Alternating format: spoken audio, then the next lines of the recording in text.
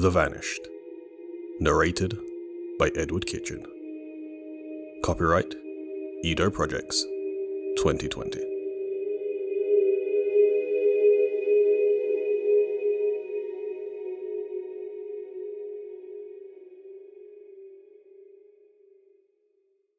I had the strangest feeling, upon waking this morning, that everyone I knew had vanished. In fact, everyone I didn't know was gone as well. The entire human race had up and disappeared. What was originally the kind of wild, half-formed theory one often gets when emerging from a deep sleep, became a fear striking at my chest as I sat up in bed and listened. The silence was penetrating, and I cleared my throat just to make sure I hadn't gone deaf. I yelled, hoping for a reply from anyone or anything, but as my words trailed off, the silence returned. I sat there listening for a minute before convincing myself that something was terribly wrong. My pulse throbbed. I imagined that the dead quiet that enveloped my bedroom stretched out across the entire globe. Donning my dressing gown and trying to make as little noise as possible, I crept to my front door and opened it to look out into the street. The sky was clear of planes, the roads empty, the air clean. Any other morning it would have seemed a rare moment of peace to be savoured and forgotten as I returned to my daily schedule. Any moment I would hear the old man next door pulling up weeds in his garden, or the dog across the way that often kept me from sleeping. Come on, you little sod, I thought. Just one yip. Nothing. Wasn't it bin day? Where were the rumbling sounds of wheelie bins being pulled along pavements? Where was the monotone beep of the truck as it hoisted up the bins, tipping their contents into its open belly? And more worryingly, where were the shouts, screams and laughter of the children as they were unwillingly foisted off to school? Should I, myself, continue on in such circumstances? I imagined dressing, riding the tube into central London, and heading in to work. Would anywhere be open? What would I do for lunch?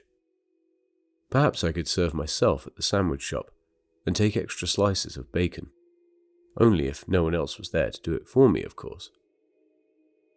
It would be most uncomfortable to witness the city barren at midday.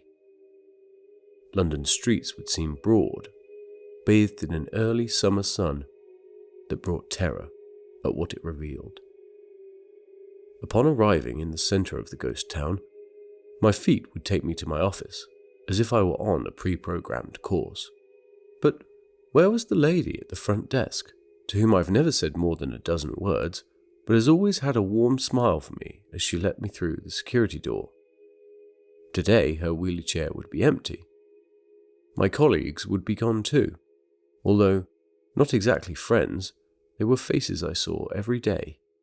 Those wonderful faces, full of life, even when complaining that the coffee machine had broken down or that the boss was on a rampage.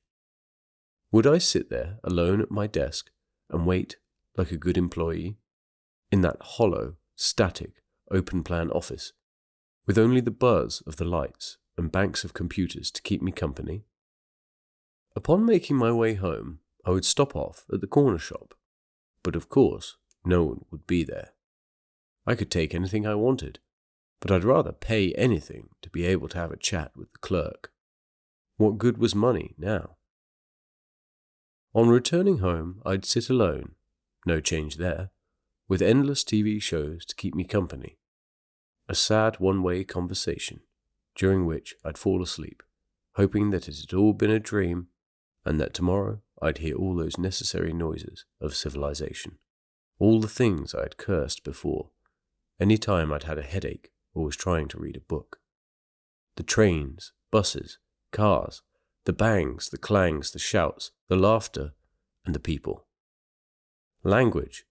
What a shame it would be for human words never to sound out again in nature.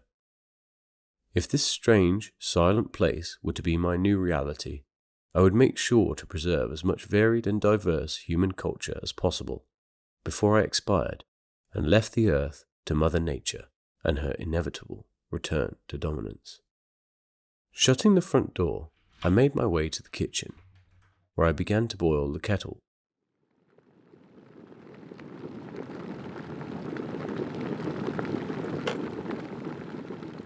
But it unnerved me how much noise it made in this new, silent world.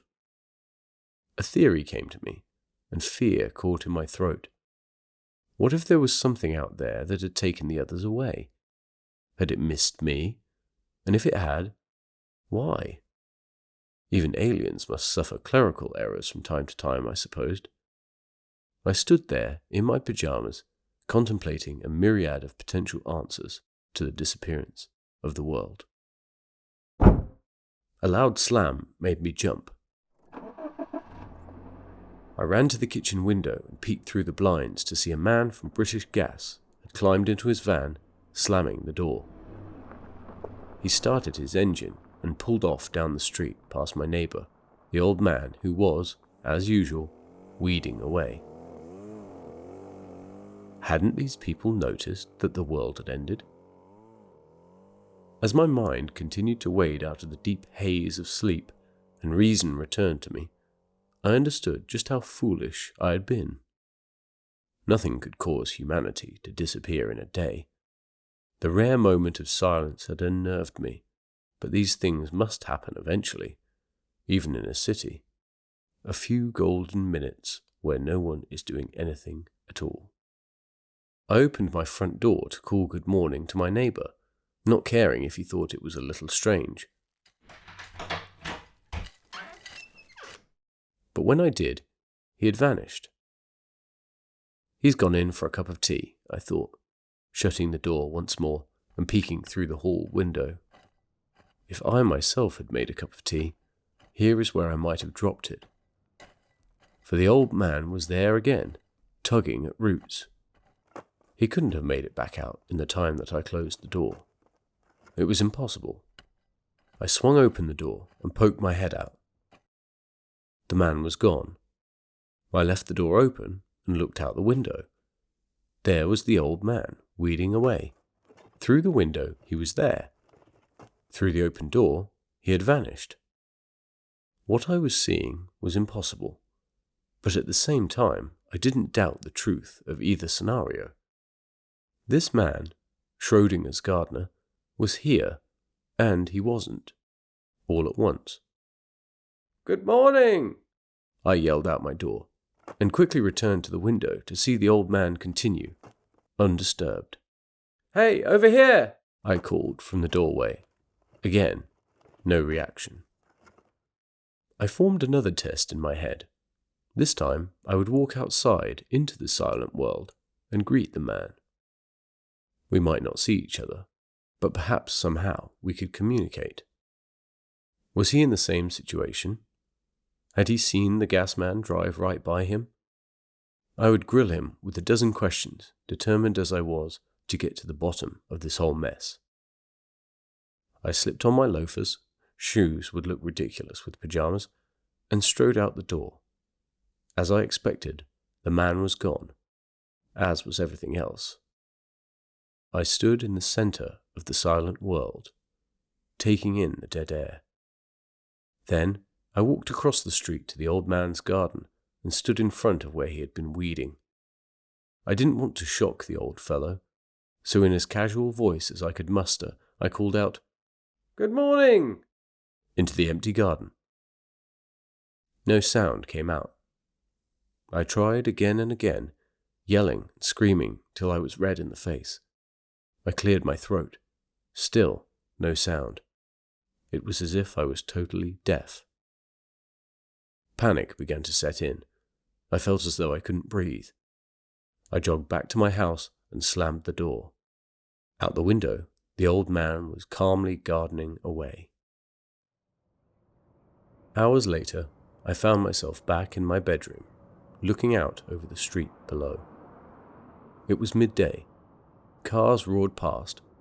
Mothers pushed babies in prams. and the old man had given up and was sat in a deck chair sipping iced tea. The entire world was going on without me, and there was nothing I could do to let them know that they had left me behind. Perhaps this was just a local occurrence, some sort of strange physical phenomena. I resolved to go out again into the silent world. This time I would walk until I could hear myself, or at least until I saw something, anything alive. Still in pajamas, I pulled on my walking boots and a waterproof jacket. Pausing at the front door, I swore to myself that if by some miracle the world had returned to normal, I would never again complain at the noise of civilization. Pocketing my house keys and clearing my throat once more so I could remember what it was like to hear something, I opened the door and strode out into the silent world.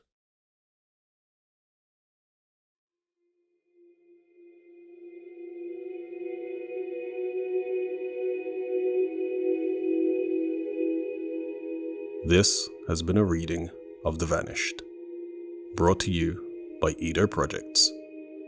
Copyright Edo Projects 2020.